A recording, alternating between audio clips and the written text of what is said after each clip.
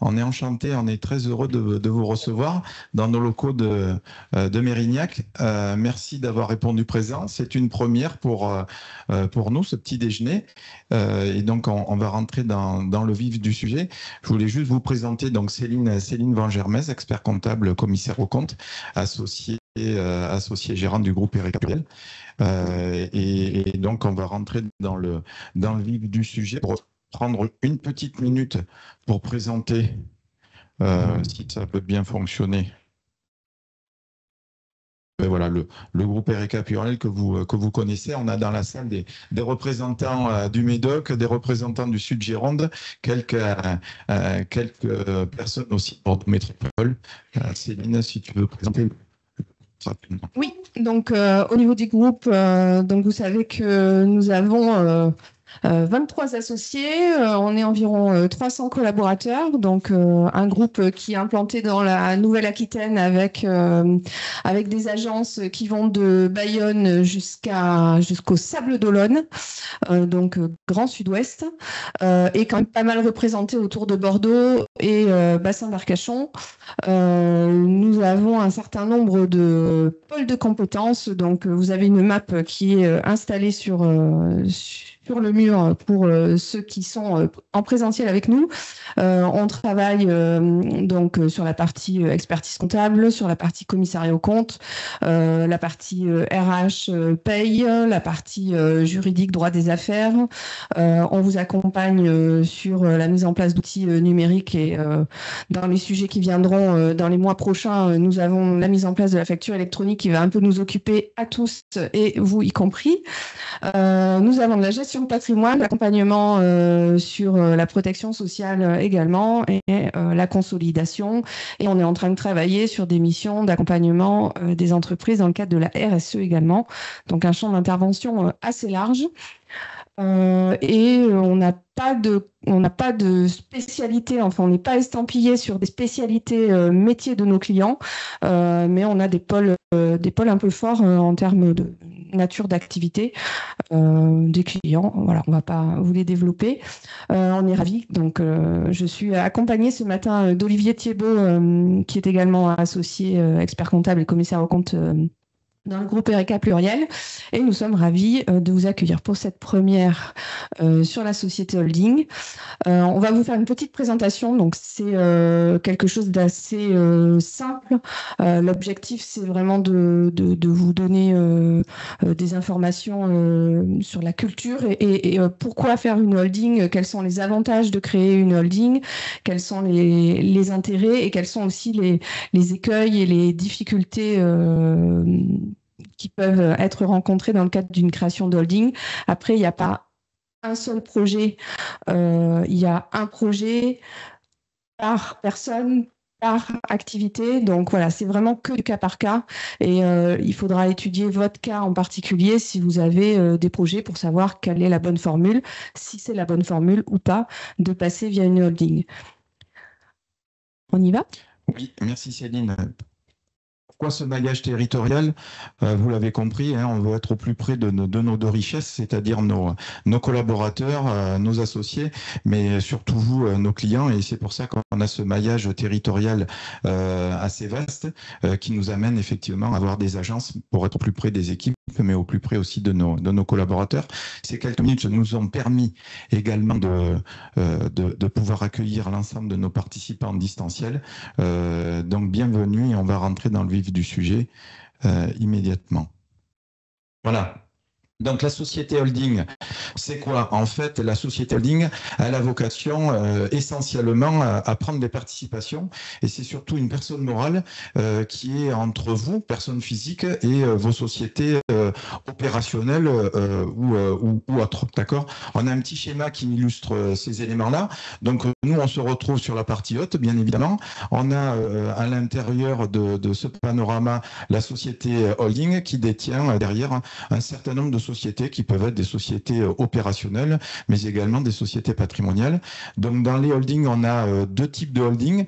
La holding passive, donc elle porte bien son nom. Hein. L'objectif de cette holding, c'est exclusivement de détenir des participations financières dans d'autres sociétés, quelles qu'elles soient. d'accord, opérationnelle ou non opérationnelle. Et ensuite, on retrouve la holding un peu plus trapue, qu'on appelle la holding animatrice, qui elle, bien évidemment détient des participations, mais qui a vocation à animer un groupe et à se prononcer sur la politique du groupe de manière très importante et à amener notamment un certain nombre de moyens, des moyens humains, mais également des services. Voilà, donc c'est deux catégories, la holding passive, la holding animatrice. Dans la holding passive, on peut retrouver des holdings dites patrimoniales, dites immobilières ou de transmission, à vocation à être transmises. D'accord? Donc voilà les deux holdings qu'on peut connaître à ce jour. D'accord? Donc, pourquoi créer une holding, d'accord? Donc, de manière non exclusive, on retrouve effectivement les trois items qui, pour nous, sont les trois items très importants. Donc, structurer un groupe de sociétés, hein, comme on l'a dit précédemment, avec le schéma illustré, développer des activités et des nouvelles filiales sans apport direct du dirigeant.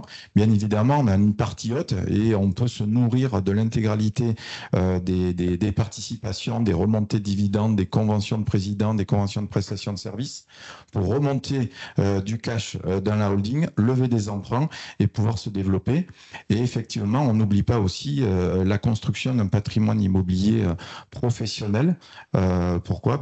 Dans le même schéma, grâce à ce cash additionnel, on est en capacité de pouvoir développer d'autres activités professionnelles, mais également de pouvoir avoir une dynamique dans le cadre de la création d'une activité immobilière derrière avec des revenus futurs.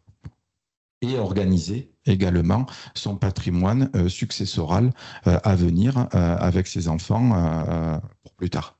D'accord. Donc derrière, ça facilite le développement par des rachats de structures. On en parlait avec monsieur tout à l'heure. Ça permet également de percevoir des bénéfices via les sociétés opérationnelles avec une fiscalité allégée, quasiment indolore. Donc ça, Céline va vous l'illustrer dans quelques minutes. Et également, je l'évoquais tout à l'heure, de pouvoir transmettre le patrimoine du dirigeant en imaginant que cette holding peut, ou pas, mais peut peut-être démembrer ses titres de participation. Au lieu de détenir la pleine propriété, on peut très bien imaginer que le dirigeant conserve l'usufruit et a commencé à donner tout ou partie de la nue propriété à ses enfants, par exemple. Voilà donc ce schéma qu'on peut retrouver au niveau des raisons pour créer une holding, entre autres. Alors, on va parler de fiscalité. Alors, pourquoi on dit que la holding, c'est un bon outil de création de richesse et de développement d'entreprise? C'est que nous avons une fiscalité qui est plutôt light quand on transmet de l'argent d'une structure fille vers la société holding. Les dividendes qui remontent d'une société fille vers la société mère sont très peu taxés. Il y a une fiscalité qui est vraiment très très light. Je vais vous l'exposer avec des chiffres après. On a donc un taux d'imposition, un taux de fiscalité qui est de l'ordre de 0,75% ou 1,25% sur les dividendes qui remontent de la fille à la mère. Là où les taux d'impôt sur les sociétés, comme vous savez, sont soit de 15% pour une quote-part de 42 000 euros et 25% pour ce qui dépasse 42 000 euros. Donc là, c'est vraiment très indolore, la fiscalité sur les dividendes.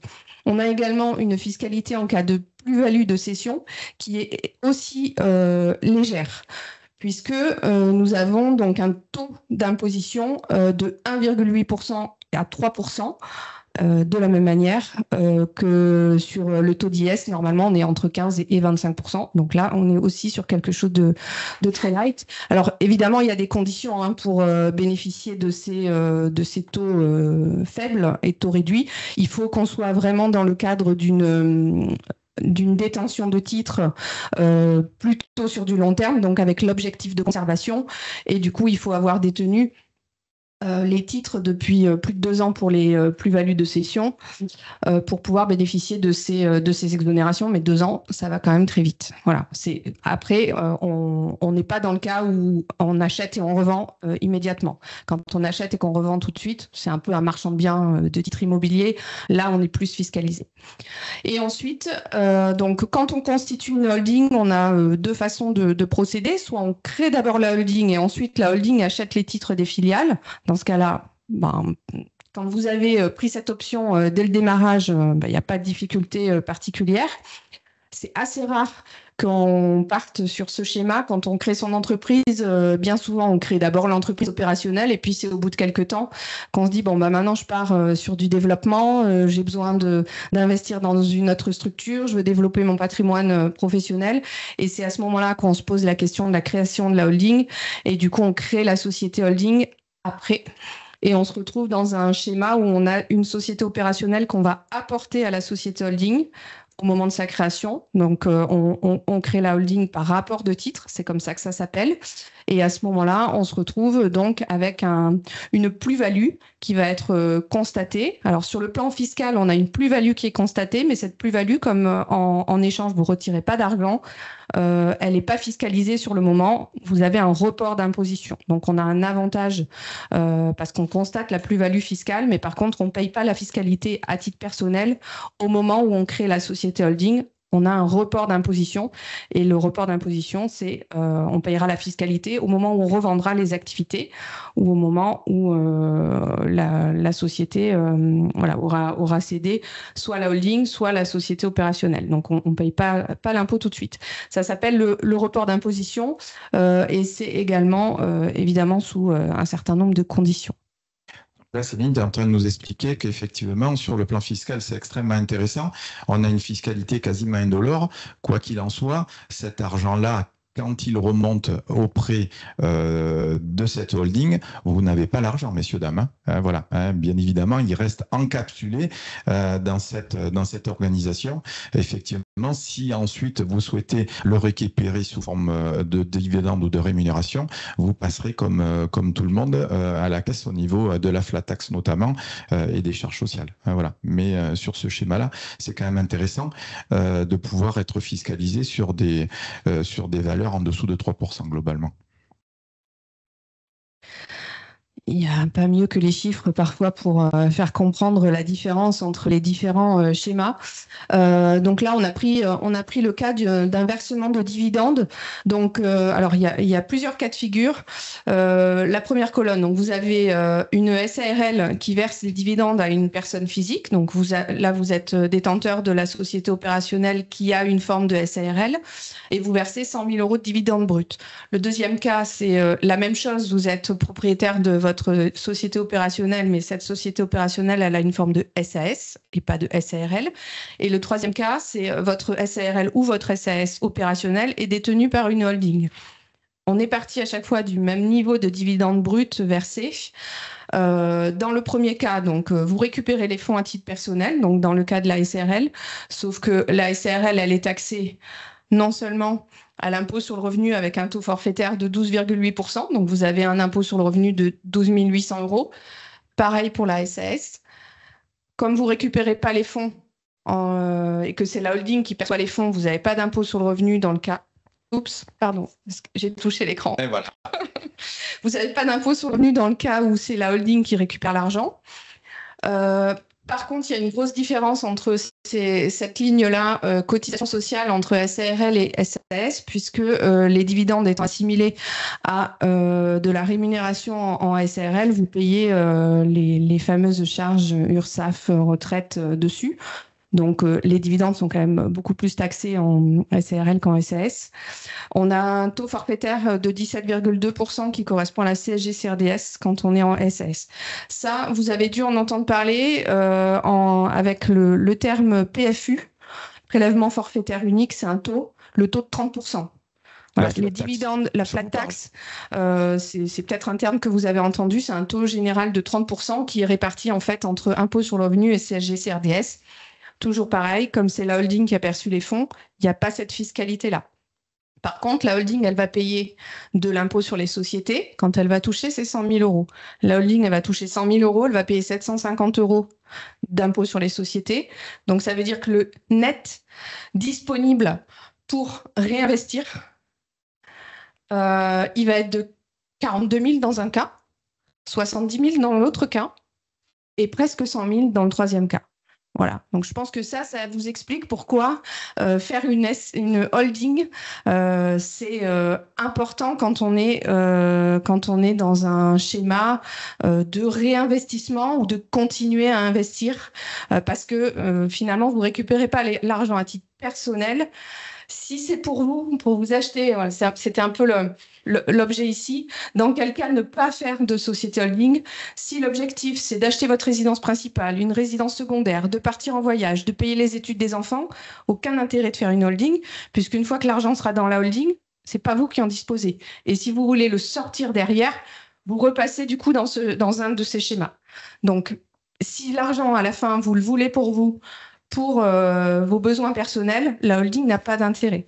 Par contre, si l'objectif, c'est de continuer à grossir, de continuer à grandir, de faire des investissements, que ce soit des investissements immobiliers via des SCI ou que ce soit d'autres sociétés opérationnelles, là, les chiffres parlent d'eux-mêmes. Il vaut mieux évidemment avoir une société holding. Le net disponible est bien plus important. Donc, c'est là où c'est important de bien vous écouter, ce qu'on appelle le questionnaire d'identification des besoins pour savoir si effectivement il y a nécessité de faire ou ne pas faire. Voilà. L'utilité, c'est de créer la holding, évidemment, dans le schéma que vous a expliqué Céline.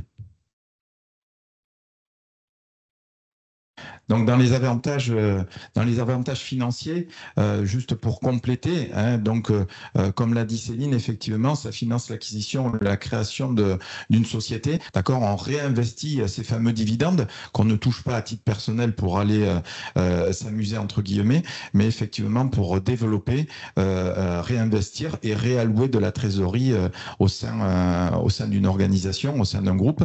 Et également, on retrouve les avantages de trésorerie derrière, au niveau de déplacement, d'accord, on peut se retrouver avec une convention de trésorerie à l'intérieur du groupe et faire circuler le cash en fonction des besoins. Pourquoi? Parce qu'on peut avoir des fois une société qui prend un peu de retard à l'allumage et c'est toujours intéressant d'avoir une de ses sœurs en remontant par la holding pour essayer un peu de donner un petit peu d'oxygène. Et évidemment, tous ces éléments à l'intérieur de la convention de trésorerie, on met en place aussi des rémunérations intersociétés dans le cadre de la convention de trésorerie et au niveau du groupe. Voilà, donc ça, ce sont des éléments intéressants. Donc, vous avez bien compris que cette holding, avec toutes ces sociétés opérationnelles, si vous avez vos sociétés opérationnelles qui sont en capacité de générer du cash, vous pouvez créer ou encapsuler et après gérer nécessairement. D'accord, on peut très bien retrouver une holding qui va se positionner pour prendre des participations diverses et variées, mais également investir sur des placements non risqués et intéressants. Et je vous encourage à vous rapprocher de notre filiale Patrimoine Pluriel qui pourra vous encourager si vous avez des excédents de trésorerie dans vos éléments. Bon, on m'avait demandé de donner ces petits éléments, donc je mets ça à tout hasard. La holding, c'est aussi un élément qui permet de faire de la transmission, c'est-à-dire de commencer à faire rentrer les enfants dans un schéma qui leur permet de récupérer derrière la création de richesse que vous avez fait. Donc, c'est des structures qui peuvent être flexibles. On peut très bien imaginer que dans les statuts, parce que quand on a commencé à transmettre, on a un peu peur de perdre la main sur la gestion. Et en fait, on peut très bien organiser les statuts de manière à ce que le parent, on peut dire le papa ou la maman, le parent, garde la main sur le fonctionnement de l'entreprise. Il transmet à ses enfants, mais pas l'intégralité, et il garde la main sur la gestion. Il y a possibilité d'aménager les statuts des sociétés holding pour pouvoir faire ça. Donc, on peut détenir une part minoritaire et malgré tout avoir la main sur la gestion. Donc ça, c'est pas du tout un souci. Comment on fait pour transmettre? Donc Olivier a un peu évoqué le sujet tout à l'heure. La transmission, elle peut se faire quand on est détenteur de parts de société, on est détenteur de la pleine propriété des titres d'une société. La pleine propriété, en fait, c'est composé de deux éléments.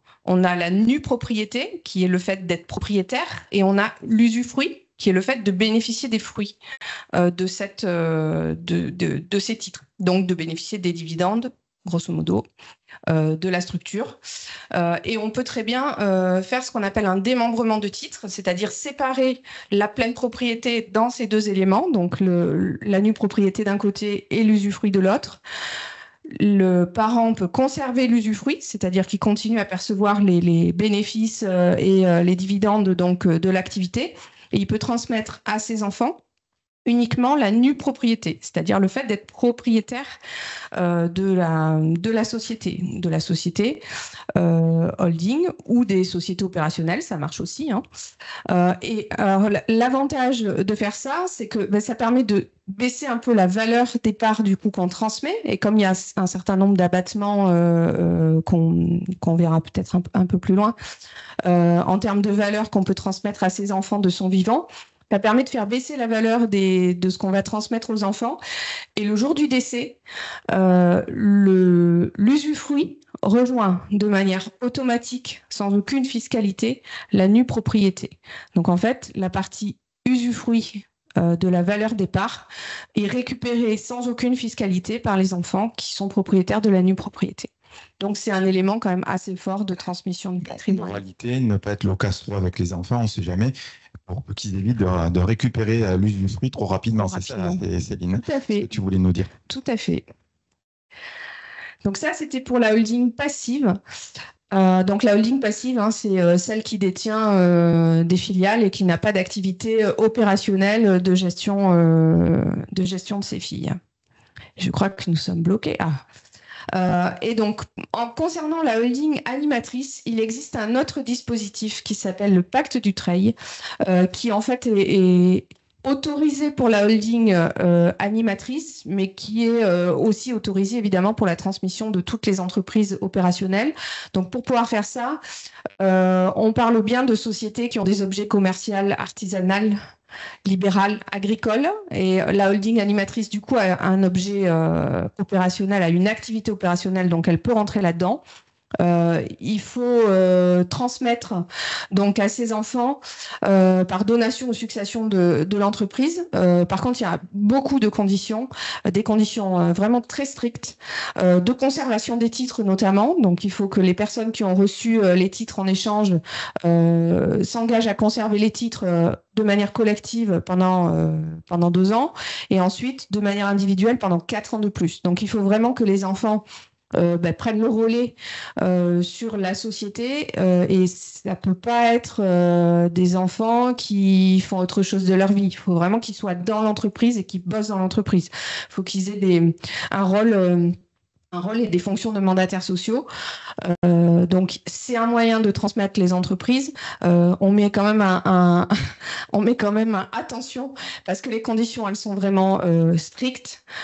Et l'administration fiscale, elle donne la possibilité de faire des schémas d'optimisation. Mais par contre, elle vient beaucoup regarder pour être sûre que ces schémas d'optimisation, ils respectent toutes les règles, et le moindre écart, ça pardonne pas, on vous rattrape, vous êtes rattrapé par la police assez vite. C'est là que je voulais du coup vous mettre en avant la possibilité de cumuler avec d'autres dispositifs. Donc un peu ce que je vous ai expliqué tout à l'heure. On a la possibilité de transmettre aux enfants donc n'importe quelle valeur que ce soit des titres, que ce soit une maison, que ce soit de l'argent, que ce soit des bijoux, peu importe. On a la possibilité de son vivant de transmettre aux enfants des montants de 100 000 euros par enfant et par parent. Donc, si vous êtes un couple, ça veut dire 200 000 euros tous les 15 ans. Donc, vous avez la possibilité de transmettre à vos enfants 100 000 € tous les 15 ans de votre vivant, sans aucune fiscalité. Donc, c'est là que le schéma de nue propriété et usufruit peut être intéressant, puisque voilà, dans la valorisation de la nue propriété, donc on va baisser la valeur. Plus vous donnez tôt, plus la valeur de la nue propriété est faible. Donc, si vous commencez à 40 ans, c'est mieux que si vous attendez 70 ans pour commencer à transmettre à vos enfants. Mais attention, transmission, c'est vraiment transmission, hein. Une fois que vous avez donné, on ne peut pas récupérer. Donc, voilà, c'est pour ça que c'est toujours un peu délicat. Et c'est aussi du cas par cas, en fonction de votre patrimoine, de s'assurer qu'on le fait aussi au bon moment. Et donc, ce dispositif de pacte du Treil est cumulable avec d'autres dispositifs d'exonération.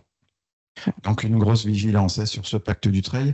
Le législateur a évolué depuis quelque temps et a donc admis qu'une holding animatrice, donc déjà c'est le premier niveau de la fusée, respectant tous ces critères d'animateur, donc on le verra par la suite, et ensuite une très grosse vigilance en termes de suivi et notamment sur ces notions de conservation de titres et de mandataire social. Nos services juridiques peuvent vous accompagner sur ces sujets-là. On est accompagné à côté de ça avec des notaires qui ont une coloration fiscale ou des avocats fiscalistes et trapus en droit des affaires pour éviter de faire des bêtises parce que quoi qu'il en soit, un jour ou l'autre, l'administration fiscale viendra regarder les conditions de fond et de forme sur ces sujets-là. Vous avez dû effectivement, dans le cadre de vos lectures ou de vos écoutes sur BFM Business, l'administration fiscale, ou tout au moins nos gouvernants ont souhaité cette année gratter un peu plus sur ce fameux pacte du Treil, mais notamment sur les grandes familles que l'on peut connaître dans ce monde. Donc, on vous a parlé effectivement des avantages fiscaux, des avantages également suite à la transmission et des montages. Ce qui est important également d'évoquer, c'est que cette holding, quand elle est animatrice, on a la possibilité d'avoir aussi des avantages dits opérationnels, d'accord? Quand on commence à avoir un groupe un petit peu structuré, ça peut être intéressant dans certains groupes de pouvoir rationaliser les fonctions et d'encapsuler en haut de la holding, à côté de la direction générale, les fonctions comptables, les fonctions administratives, les RH, la finance, mais aussi on peut y mettre la durabilité. Et dans le cadre de conventions techniques ou de conventions de prestations de services ou de président, ensuite, de manière très documentée, de pouvoir refacturer, suivant des critères bien précis, à l'ensemble des filiales en fonction de l'utilisation. D'accord? Donc, ça veut dire que les filles vont venir acheter un bout de la prestation comptable ou un bout du contrôleur de gestion qui sera utile. D'accord? Donc, c'est ce qu'on appelle un peu la rationalisation des fonctions. Au niveau de l'optimisation des coûts, bien évidemment, ce groupe nouvellement formé ou avec un peu plus de maturité peut également, et on a donné un exemple, imaginez de prendre les assurances RC professionnelles. C'est la holding qui prend toute la globalité et va ensuite refacturer suivant une clé de répartition à l'ensemble de ces sociétés ou une assurance flotte. D'accord? On peut retrouver également ce genre de schéma pour essayer d'optimiser, au même titre qu'on peut retrouver dans la holding toute la flotte des véhicules, un certain nombre d'éléments. Et après, bien évidemment, cette cohérence stratégique. Pourquoi? Parce que cette holding, elle travaille, elle est vraiment opérationnelle avec ses fonctions support, avec sa direction générale. Elle participe de manière très active dans le cadre notamment de conseils stratégiques sur la politique du groupe et sa gouvernance. Voilà, c'est ces éléments-là. Donc, c'est ce qu'on appelle les avantages opérationnels. Alors, c'est à toi, Céline, ça? Oui, je vais parler de forme juridique de la société holding. Alors, il en existe d'autres, hein, mais ça, on va dire que c'est les deux principales formes juridiques. Alors, c'est aussi les principales formes juridiques des sociétés opérationnelles, hein, c'est les mêmes. Donc, créer une société holding en SAS ou en SARL On va avoir des schémas qui peuvent être un peu différents. Parfois, on va avoir une société holding qui va être créée en SAS et les filles en SARL. Parfois, on va avoir des sociétés holding qui vont être créées en SARL et les filiales en SAS. En fait, en fonction des objectifs, on va plutôt choisir un schéma ou plutôt un autre schéma.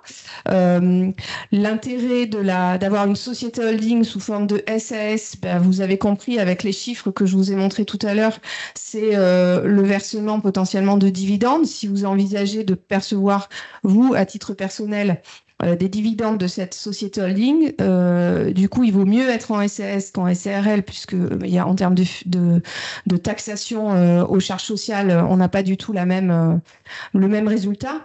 Par contre, si vous envisagez de vous rémunérer via des rémunérations, des salaires et pas du dividende, on peut imaginer être en SARL et beaucoup moins coûteux d'être rémunéré en tant que président dans une SAS.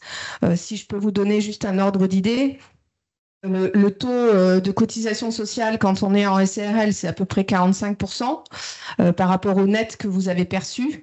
L'équivalent dans une SAS, c'est à peu près 80%. Donc, il y a un différentiel de cotisation sociale qui est quand même non négligeable. Alors, qui dit moins de cotisation sociale dit aussi moins de prestations, hein. Quand on paye 45% au lieu de 80%, ça veut dire qu'on est quand même beaucoup moins bien couvert, que ça soit pour les indemnités journalières ou que ça soit pour la retraite. Et c'est là qu'interviennent donc les complémentaires, des complémentaires de prévoyance, que ça soit pour les indemnités journalières ou que ça soit pour la retraite, pour arriver à retrouver un niveau de prestations donc équivalent ou supérieur. Malgré tout, ça reste intéressant d'avoir une SARL pour les cotisations classiques et de prendre des complémentaires. Et là, c'est pareil, nous avons aussi une société au sein du groupe qui propose de l'accompagnement sur le choix de complémentaires en protection sociale. Donc, qui permettent de retrouver des prestations suffisantes qui correspondent à vos besoins personnels. On doit s'attacher effectivement à connaître aussi la personne, hein. On a aussi dans nos clients des personnes qui ont malheureusement des antécédents médicaux un peu lourds. Et effectivement, il faut bien s'attacher à le mettre dans le bon statut parce que quand on est assimilé salarié, au niveau de la sécurité sociale, on est quand même un peu plus protégé entre guillemets. Et donc là, on doit aussi avoir un focus et se faire accompagner avec des sachants, des assureurs que l'on a chez nous pour effectivement affiner ces éléments et être sur du sur-mesure, voilà, pour pas dupliquer. C'est pour ça qu'on sera incapable de vous dire de manière globale s'il faut être en SAS ou être en SARL. Une SARL avec un capital qui serait très fort, à 1 million d'euros, est en capacité de distribuer des dividendes à son dirigeant à hauteur de 100 000 euros sans avoir une fiscalité aux charges sociales, par exemple. Vous voyez, donc il y a quand même des petites particularités dans le cadre d'un apport. Voilà. Il y a un autre élément qui peut rentrer en ligne de compte, c'est dans la SARL, la formation des statuts est elle est complètement figée, elle est normée. On peut pas faire ce qu'on veut en termes de prise de décision, de poids des différents associés. C'est la loi. Il y a une règle. On peut vraiment pas bouger ces possibilités. En revanche, dans la SAS, on a beaucoup plus de souplesse pour dire j'ai un associé qui a 20%, mais finalement il a des parts qui valent plus en termes de droits dans les prises de décision. Ça, c'est possible en SAS, c'est pas possible en SARL. Donc, en fonction de votre schéma, de votre mode de fonctionnement et de ce à quoi vous voulez arriver, on pourra vous orienter soit sur l'un, soit sur l'autre des statuts. Et donc, comme le disait Olivier, alors ça, j'ai volontairement simplifié les calculs tout à l'heure. En fait, en SARL, donc on paye des cotisations sociales sur les dividendes qui sont versés. En fait, c'est pas sur 100% des dividendes, c'est sur les dividendes qui dépassent 10% du capital social. Si vous avez un capital social à 1 000 euros, ça veut dire qu'on paye sur la base de dividendes qui dépassent 100 euros, donc autant dire tous les dividendes.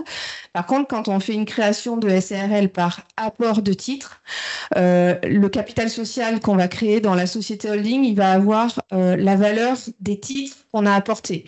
Donc, si on a des titres qui valent 1 million d'euros, par exemple, là, pour le coup, on a un capital social qui va être important et donc on est capable de verser des dividendes de 10%, donc 100 000 euros, sans payer tes cotisations sociales. Donc, c'est aussi un élément qu'on va prendre en compte pour choisir le bon statut.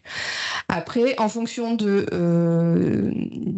statut juridique de votre holding et de votre filiale, on pourra peut-être orienter aussi la rémunération du dirigeant pour savoir s'il faut la prendre en haut et la refacturer ou s'il faut la prendre en bas et du coup ne pas refacturer. Voilà. Tous ces schémas, c'est vraiment du cas par On cas. appelle les arbitrages salaires dividendes. Tout à fait. Tout en sachant que si vous montez votre holding en SAS, c'est pas figé à vie, hein.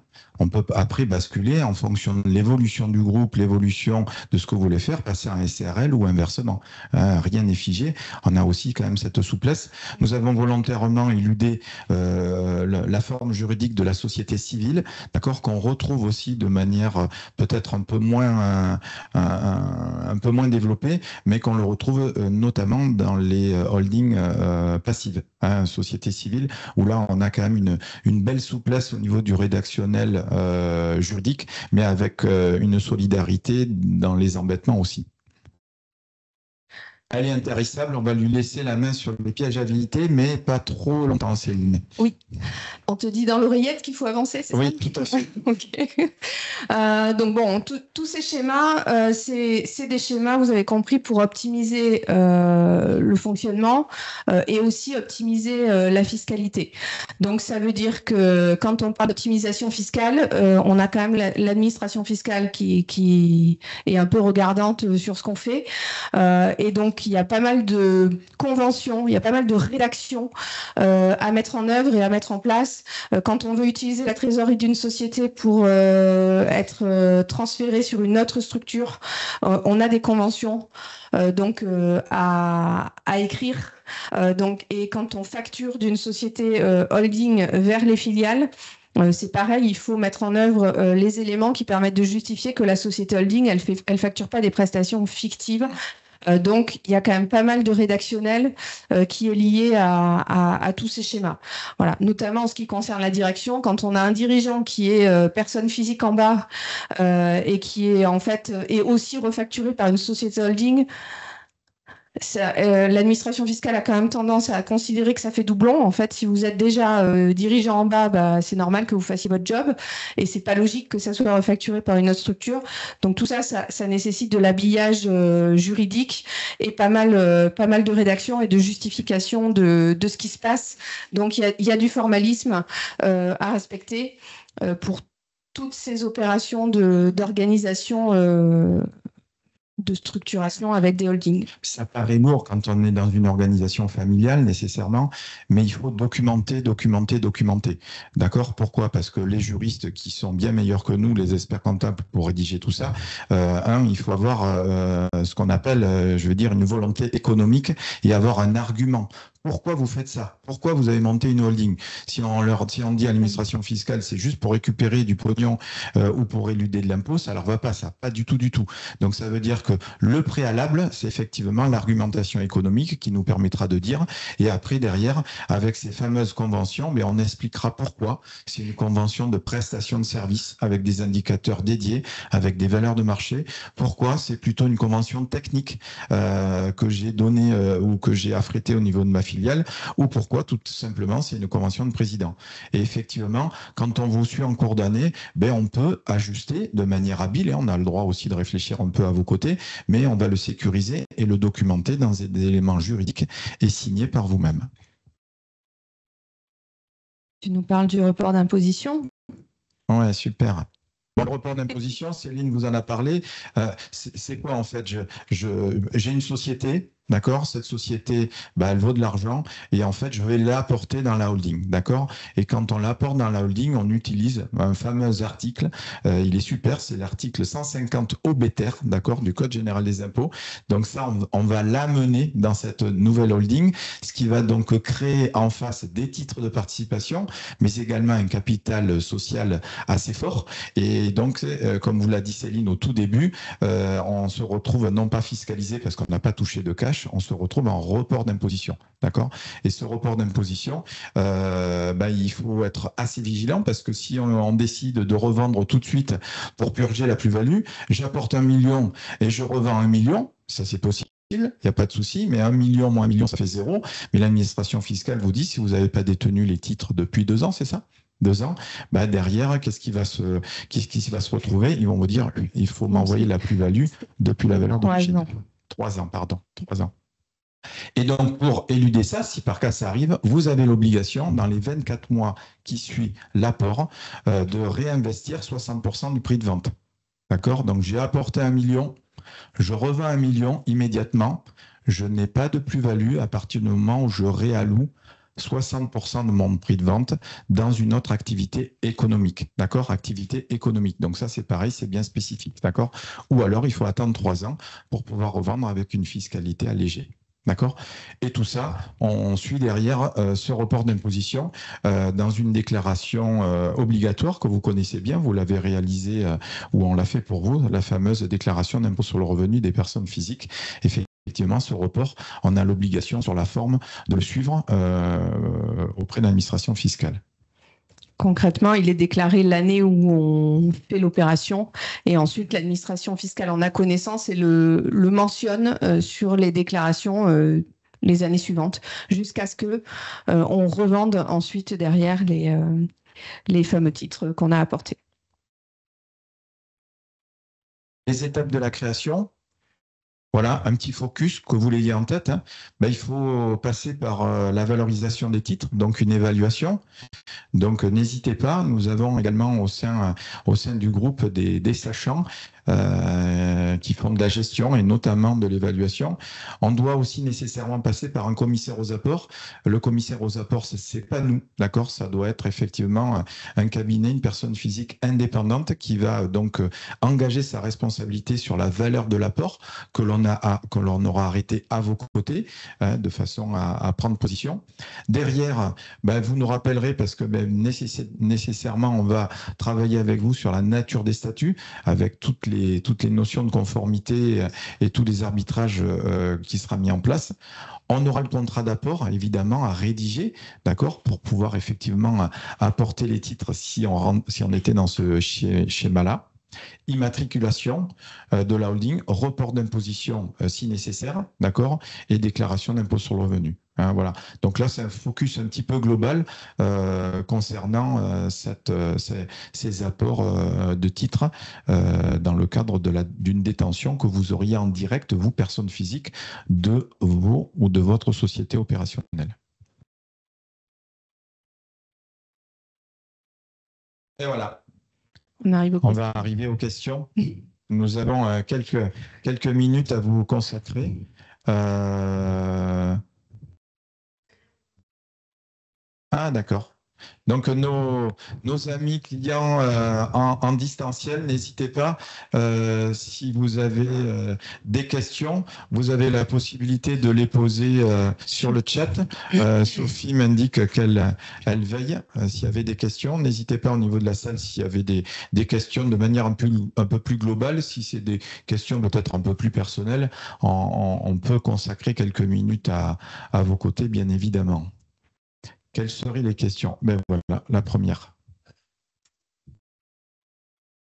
Je vais répéter la question pour ceux qui sont en distanciel. La question est si on souhaite développer une deuxième activité au sein alors qu'on a déjà une structure, faut-il élargir les statuts de la société existante ou vaut-il mieux créer la holding et créer une deuxième structure sur cette nouvelle activité? Ça dépend.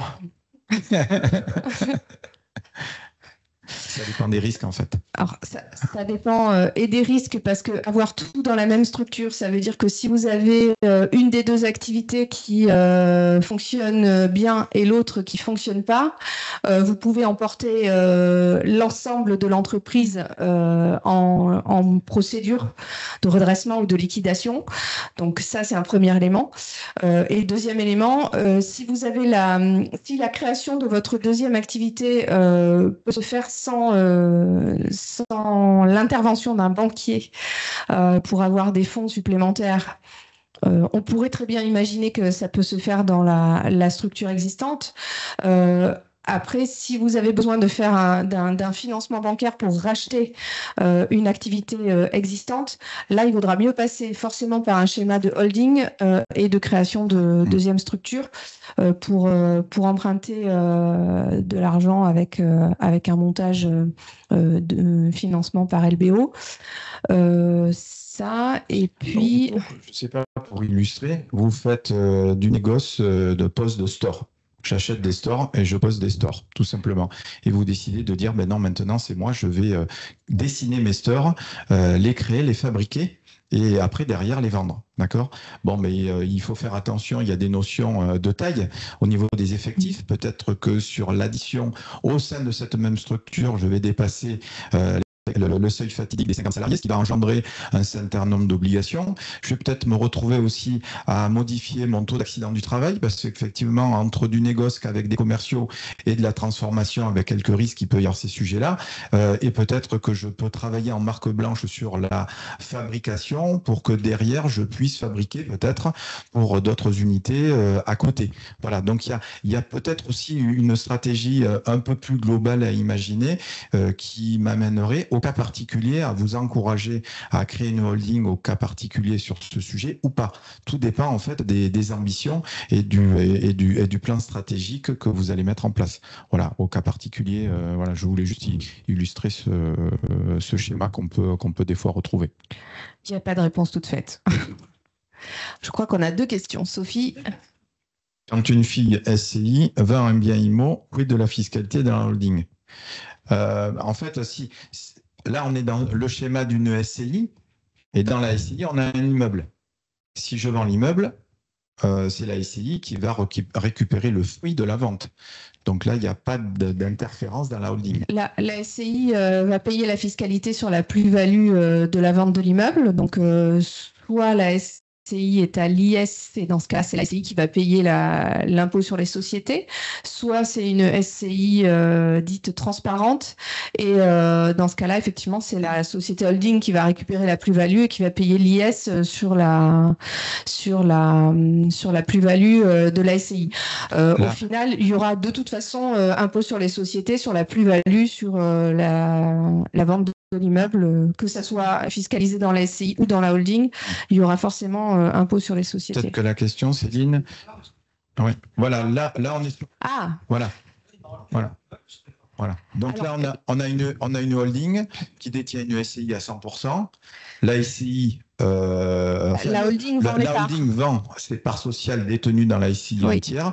Là, effectivement, on rentre dans le schéma des plus-values, donc avec la fiscalité allégée qu'on avait au départ. Voilà. C'est pas la vente d'immeuble, c'est la vente des parts, effectivement. Voilà. C'est pas la même.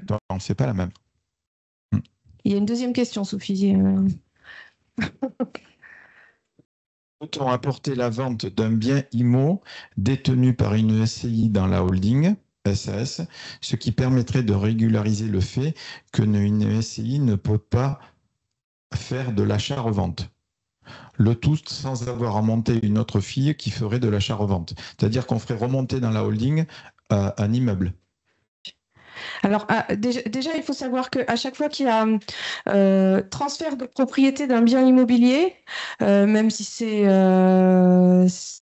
c'est entre vous et vous, qui dit transfert de propriété dit passage devant un notaire et donc les droits d'enregistrement, donc les 8% sur la valeur de l'immeuble à chaque fois. Hein.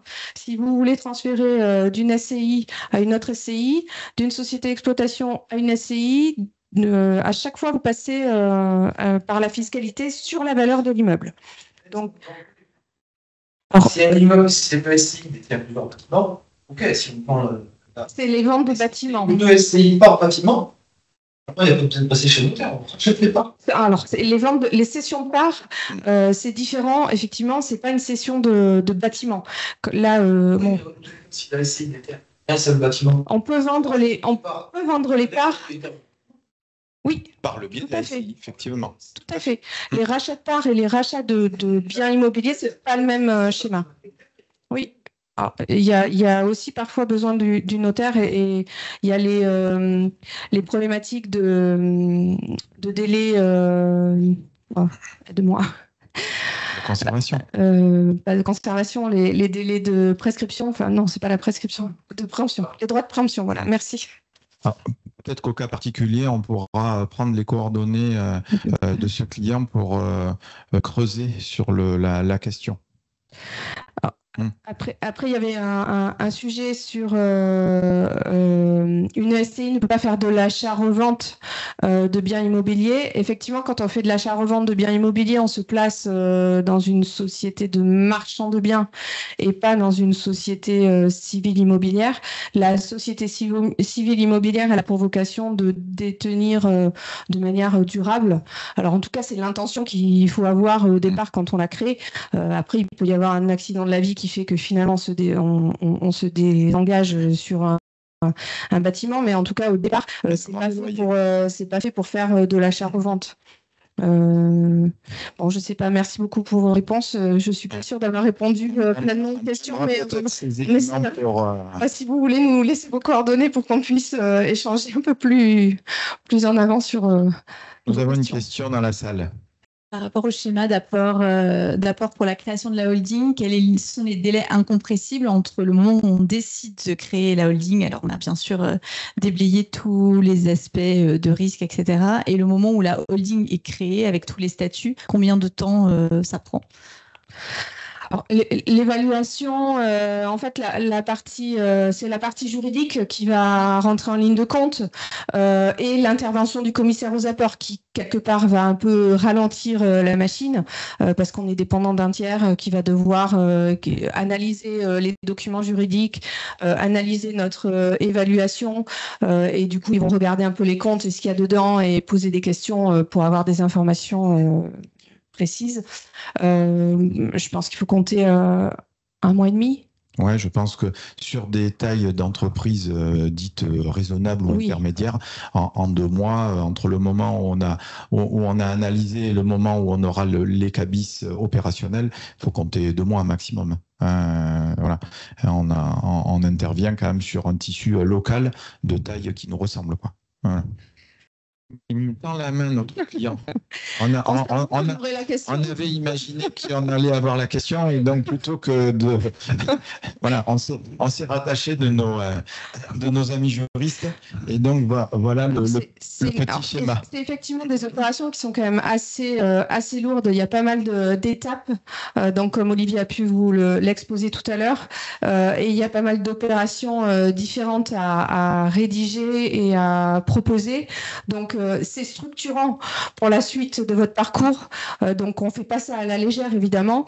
Donc, on au comptoir avec son copain. Oui. Moi aussi, j'ai ma holding. Et pour faire bien, c'est pas du tout... Ça a un intérêt pour vous. Voilà. Et donc, effectivement, c'est des opérations qui sont un peu structurantes. Donc, à chaque étape, en fait, il y a une tarification. Alors, c'est des exemples de tarification. On va dire que c'est des exemples un peu plus classique et habituel sur des schémas qu'on a l'habitude de rencontrer. Évidemment, si vous apportez une société qui est évaluée à 10, 15, 20 millions d'euros, on va peut-être pas être tout à fait sur les mêmes tarifs, mais là, sur une structure TPE normale, voilà, on est à peu près là-dessus. Ces tarifs-là, on va dire à partir d'eux, mais c'est aussi du sur-mesure, tout en sachant que pour nos clients sur le Médoc, eux, c'est plus 20%. Voilà, on comptait quand même signaler.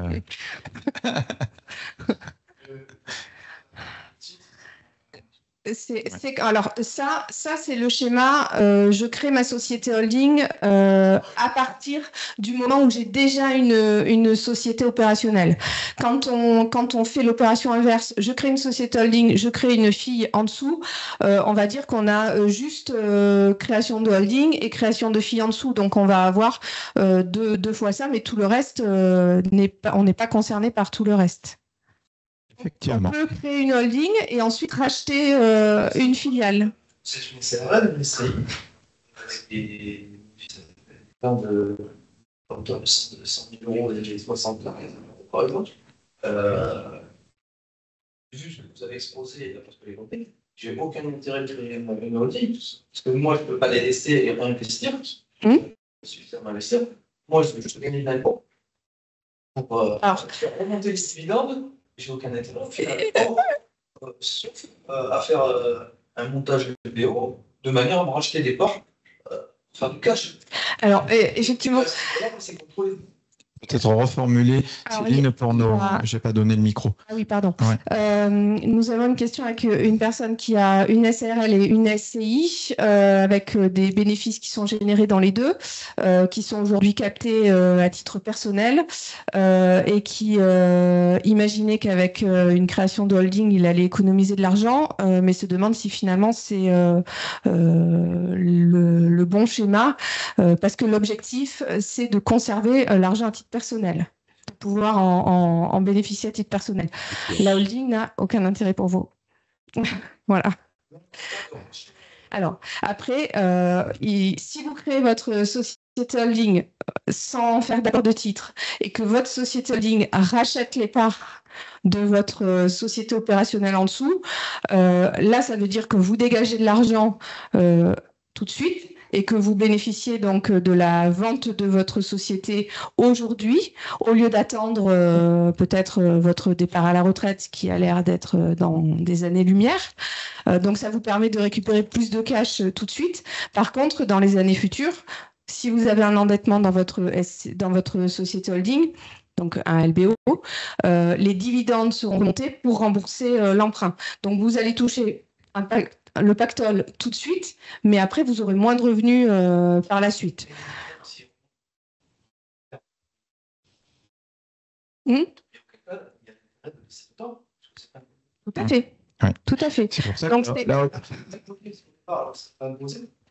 alors, il y a des abattements, sur les sessions.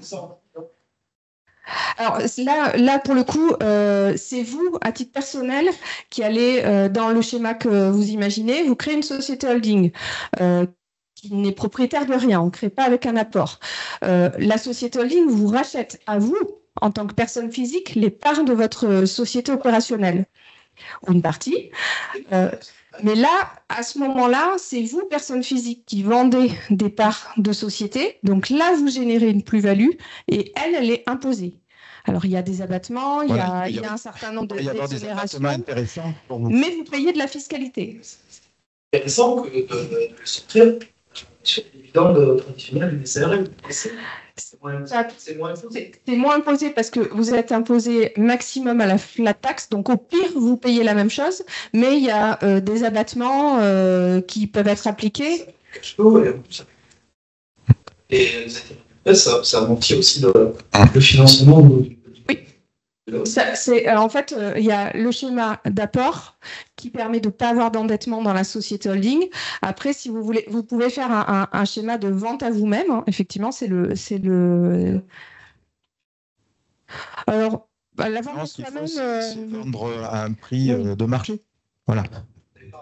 Voilà, une évaluation cohérente.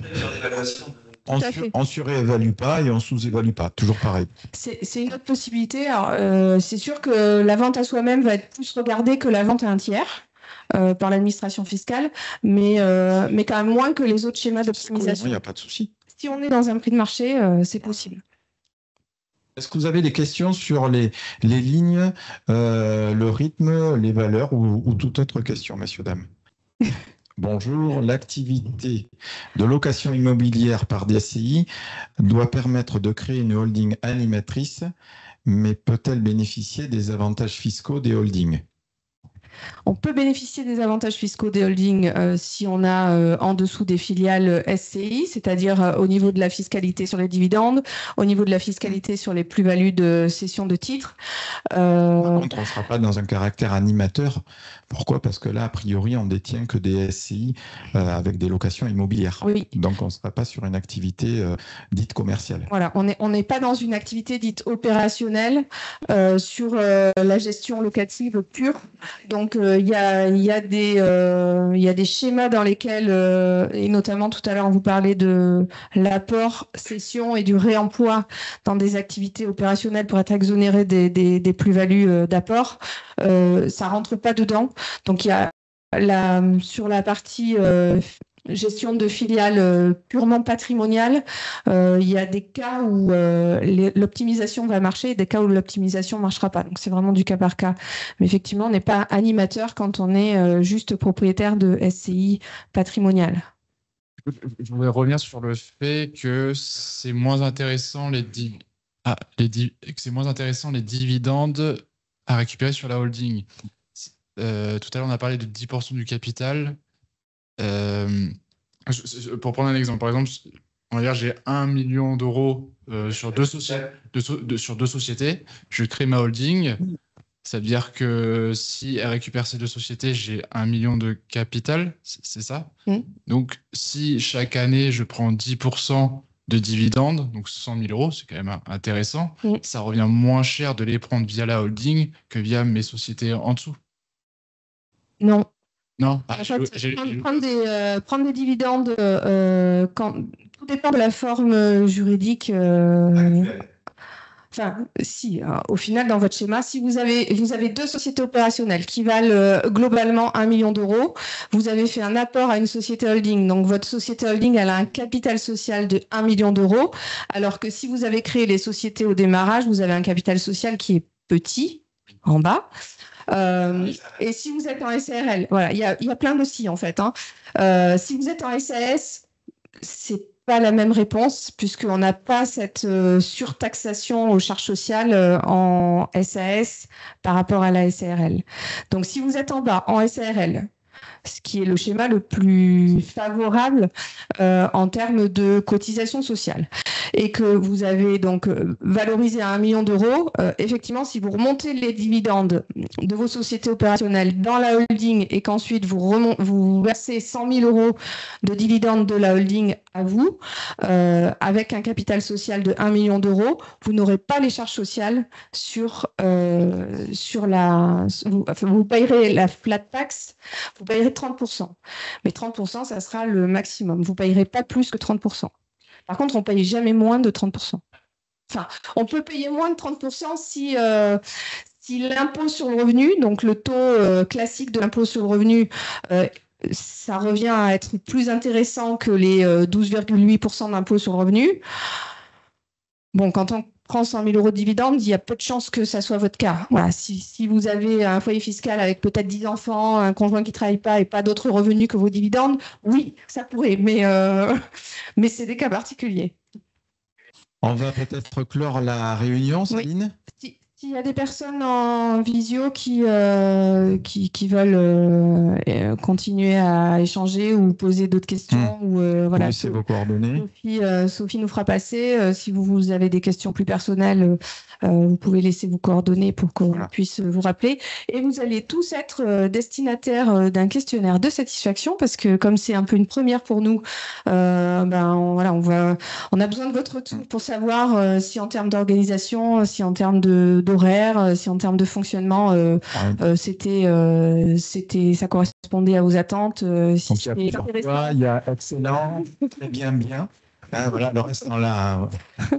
Donc, n'hésitez pas à nous faire vos commentaires et merci d'avance pour vos réponses, puisque Bien sûr.